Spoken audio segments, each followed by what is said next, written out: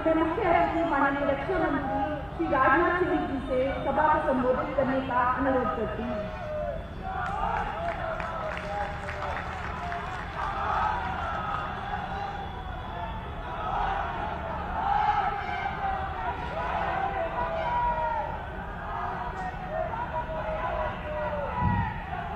उत्तर प्रदेश के यशस्वी मुख्यमंत्री आदरणीय योगी आदित्यनाथ जी और हमारे भारत सरकार के राज्य मंत्री, जिनके संसदीय निर्वाचन क्षेत्र में आज यह कार्यक्रम हो रहा है, श्री कौशल किशोर जी, उत्तर प्रदेश के औद्योगिक विकास मंत्री श्री सतीश जी महाना, नगर विकास मंत्री श्री आशुतोष जी टंडन, जल शक्ति बाढ़ नियंत्रण मंत्री डॉक्टर महेंद्र सिंह जी, महिला कल्याण बाल विकास पुष्टाहार मंत्री प्रदेश सरकार श्रीमती स्वाति सिंह और लखनऊ की महापौर श्रीमती संयुक्ता जी भाटिया, श्री संजय जी शेख सांसद, श्री सुरेश चंद्र तिवारी विधायक, श्री अविनाश त्रिवेदी विधायक, डॉक्टर जी सतीश रेड्डी सचिव रक्षा अनुसंधान एवं विकास विभाग तथा अध्यक्ष डीआरडीओ, श्री अवनीश अवस्थी मुख्य कार्यकारी अधिकारी यूपीडा, श्री संगम सिन्हा महानिदेशक संसाधन प्रबंधन डीआरडीओ, श्री अतुल राणे मुख्य कार्यकारी अधिकारी महानिदेशक ब्रह्मोस, श्री मनीष भारद्वाज डीआरडीओ के कोऑर्डिनेटर और इस सभा में उपस्थित मेरे सभी सम्मानित बहनों एवं भाइयों, इतनी बड़ी संख्या में आप सब लोग यहां पर मौजूद हैं। सचमुच मुझे यह कल्पना नहीं थी। आज जब ब्रह्मोस मैन्युफैक्चरिंग फैसिलिटी और डीआरडीओ के defence technology and test centre का यदि यहां शिलान्यास हो रहा है, तो लखनऊ की इतनी बड़ी संख्या में लोग यहां पर उपस्थित होकर इस शिलान्यास का स्वागत करेंगे, इसका अभिनंदन करेंगे, अपना पूरा समर्थन देंगे।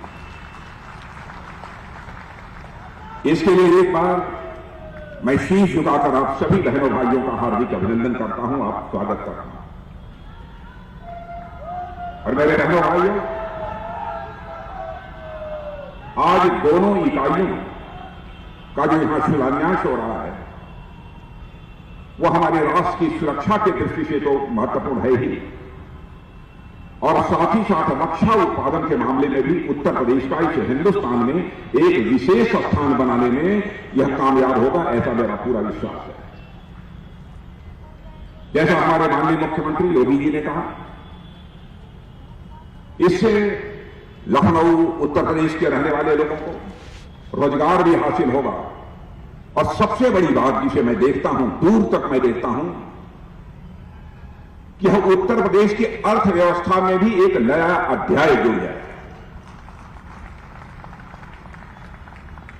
मैं आप सबको इस बड़े काम के लिए अपनी हार्दिक बधाई देता हूं, शुभकामनाएं देता हूं, और डीआरडीओ और ब्रह्मोस एरोस्पेस ज्वाइंट वेंचर और इन प्रोजेक्ट से जुड़े समस्त वैज्ञानिकों को और इंजीनियर्स को भी अपनी तरफ से हार्दिक बधाई देता हूं, और आभार व्यक्त करना चाहता हूं माननीय मुख्यमंत्री जी योगी जी के प्रति। जो ही मैंने उनसे आग्रह किया कि ऐसी ऐसी परियोजनाएं हम लोग स्थापित करना चाहते हैं, क्षण भर की देर नहीं लगाई, और उन्होंने कहा कि जितनी जल्दी से जल्दी हो सकेगा मैं इसके लिए भूमि उपलब्ध करा दूंगा। बहनों भाइयों, मुझे यह कल्पना नहीं थी, मैं तो यह मानकर चल रहा था कि शायद 6 महीने, 8 महीने, 10 महीने भूमि का अधिग्रहण करना और किसी संस्था को उसे उपलब्ध कराना, इसमें प्रायः समय लग जाता है। लेकिन मैं आभार व्यक्त करना चाहता हूं मुख्यमंत्री जी आपके प्रति कि आपने 1.5 महीने के अंदर लगभग 200 एकड़ की जमीन जो है आपने उपलब्ध कराई है। बहनों भाइयों, मैं यह देख रहा हूं,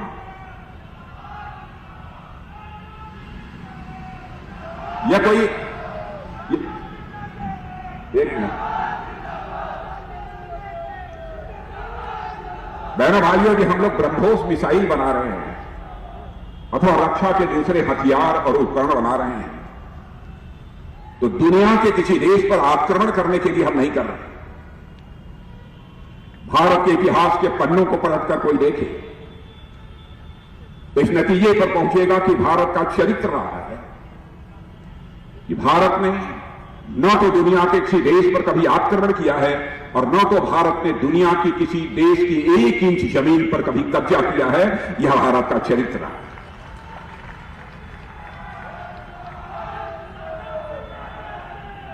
हम तो हिंदुस्तान की धरती पर ब्रह्मोस इसलिए बनाना चाहते हैं, ब्रह्मोस बनाना चाहते हैं तो लोगों के ऊपर आक्रमण करने के लिए नहीं बनाना चाहते। हम इसलिए बनाना, बैठ जाओ भैया, हम इसलिए बनाना चाहते हैं भारत के पास ऐसी कम से कम ताकत हो, दुनिया का कोई देश यदि भारत की तरफ बुरी नजर उठाकर देखने की जरूरत न करे, इसलिए हम इस धरती पर ब्रह्मोस बनाना चाहते हैं। भारत के पास न्यूक्लियर डिटरेंट होना चाहिए, भारत के पास इस प्रकार के कुछ डिटरेंट्स होने चाहिए ताकि दुनिया का कोई देश हमारे ऊपर आक्रमण न कर सके। और हमने करके दिखाया भी है। मैं उरी और पुलवामा की घटना की आपको याद दिलाना चाहता हूं। एक हमारा पड़ोसी देश है, बिल्कुल लगा हुआ हमारा पड़ोसी देश, जिसे आप अच्छी तरह से परिचित हैं, जो कुछ ही समय पहले भारत से अलग हुआ। पता नहीं क्यों भारत को लेकर उसकी नीयत बराबर खराब रहती है। उसने उरी में और पुलवामा में किस प्रकार की आतंकवादी वारदात को अंजाम दिया था, उसके बाद हमारे प्रधानमंत्री ने जो फैसला लिया बहनों भाइयों कि हमने उस देश की धरती पर जाकर आतंकवादी ठिकानों का सफाया किया था और जरूरत पड़ी थी कि एक बार एयर स्ट्राइक करने में भी हम लोगों ने कामयाबी हासिल की। हमने यह संदेश दे दिया कि यदि हमारे ऊपर यदि कोई बुरी नजर उठाकर देखने की कोशिश करेगा तो हम केवल इस पार ही नहीं, जरूरत पड़ी तो उस पार भी जाकर मार सकते हैं। यह भारत के अंदर ताकत है, भारत के अंदर यह कुवत है। बहनों भाइयों, जिस उत्तर प्रदेश के हम लोग हैं, मैं कह सकता हूं कि हमारे मुख्यमंत्री योगी जी ने जिस प्रकार का नेतृत्व दिया है उत्तर प्रदेश को मुख्यमंत्री के रूप में, जिस तरीके से सरकार चलाई है, विभिन्न क्षेत्रों में उत्तर प्रदेश ऊंचाइयों को हासिल कर रहा है और इसकी जितनी भी सराहना किया है वह कम है। और मैं दावे के साथ कह सकता हूं, पहले की अपेक्षा लोगों के जीवन में किसी न किसी सीमा तक बदलाव भी देखा जा सकता है। हमारे भारत के प्रधानमंत्री ने जो भी योजनाएं प्रारंभ की, सारी योजनाओं को इस उत्तर प्रदेश में प्रभावी तरीके से लागू करने का काम यदि किया है तो हमारे मुख्यमंत्री योगी आदित्यनाथ जी ने किया है। इसके लिए मैं योगी आदित्यनाथ जी को तहे दिल अपनी तरफ से हार्दिक बधाई देना चाहता हूं। उत्तर प्रदेश में रोड्स और फ्लाईओवर कितनी तेजी के साथ बन रहे हैं, इसी लखनऊ में ही आप देख सकते हैं, आसपास देख सकते हैं। और हमारे उत्तर प्रदेश में तो 4 एक्सप्रेसवे बन गए और इतनी जल्दी बन गए।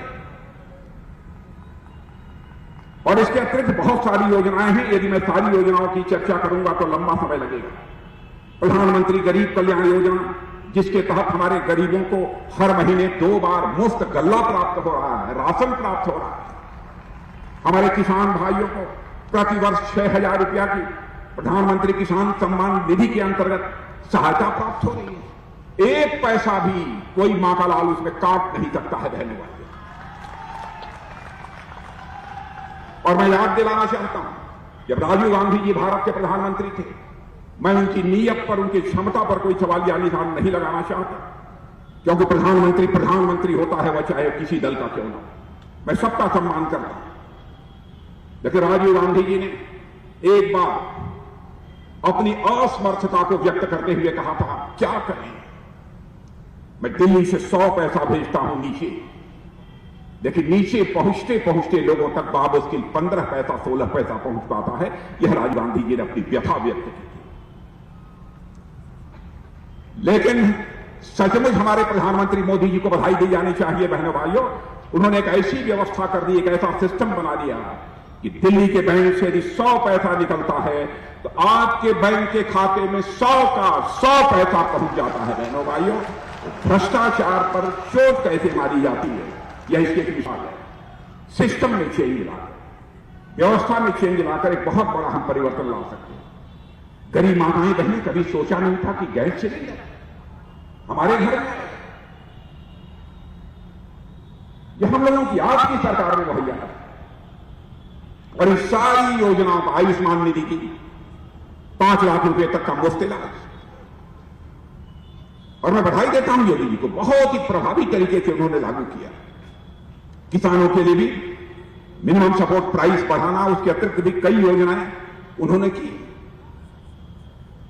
और मैं यह मानता हूं कि किसी भी राज्य अथवा किसी देश के विकास की पहली शर्त होती है चुस्त दुरुस्त कानून और व्यवस्था। भाइयों, इसमें कहीं दो रख नहीं।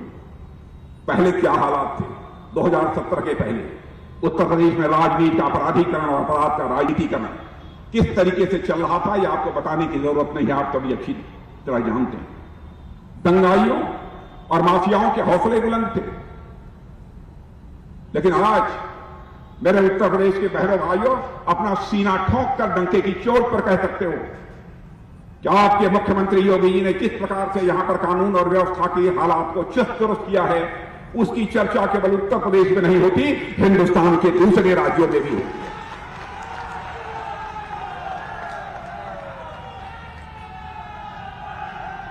आपको जानकारी नहीं होगी बहनों भाइयों, आपको जानकारी नहीं होगी। जब मैं दूसरे राज्यों में जाता हूं तो लोग कहते हैं, भैया मान लिया मैंने, यूपी की सरकार बहुत असरदार।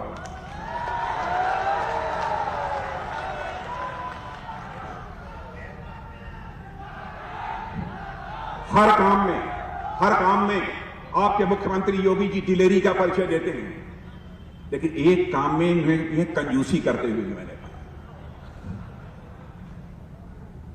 ये माफियाओं को करने की रियायत नहीं देते हैं, चाहे कितना भी दबाव करें।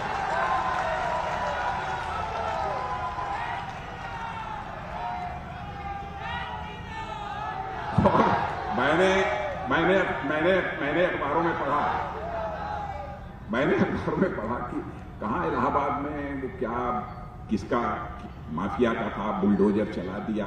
कभी यहां सुनता हूं बुलडोजर, कभी वहां सुनता हूं बुलडोजर, सभी जगह बुलडोजर चल रहा है। बहन भाइयों, इस समय बल्ले बल्ले यदि किसी की है तो अपराधियों की बल्ले बल्ले नहीं है, बुलडोजर वालों की बल्ले बल्ले है इस उत्तर प्रदेश में।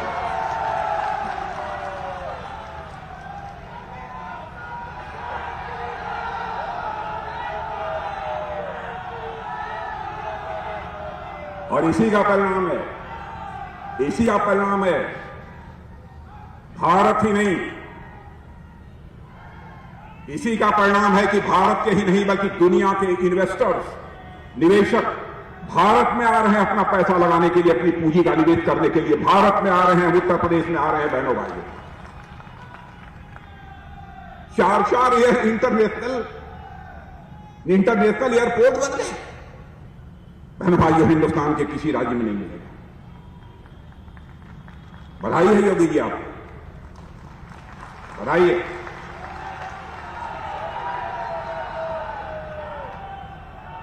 और देखिए मेरे बहनों भाइयों सुन लेना, हिंदुस्तान की पहली सरकार जो विकास भी कर रही है, लेकिन विकास के साथ साथ अपनी विरासत और अपनी संस्कृति को भी संभाल कर रखने का काम कर रही है, ये पहली सरकार।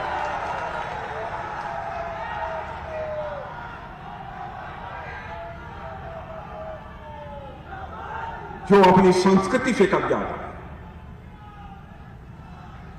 जो अपनी संस्कृति से कट जाता है, जो अपने पुरातन से कट जाता है, बहनों भाइयों, उसकी हालत ऐसी ही होती है जैसे कटी पतंग की हुआ करती है, वैसे ही हालत हो जाती है। लेकिन मैं कह सकता हूं मेरे बहनों भाई, जिस तरीके से हमारे प्रधानमंत्री मोदी जी देश की विरासत को संभालने में उन्होंने पहल की है, उसकी भी जितनी भी सराहना की जाए वह कम है। सोमनाथ का मंदिर आतंकवादियों ने धराशायी कर दिया था।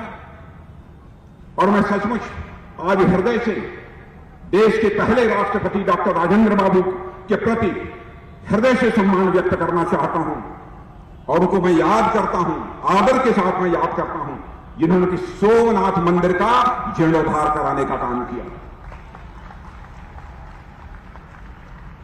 और सचमुच उस सोमनाथ मंदिर को भव्य स्वरूप देने का काम आजाद भारत में किसी मां के लाल ने किया है। उस मां के लाल का नाम है नरेंद्र भाई मोदी।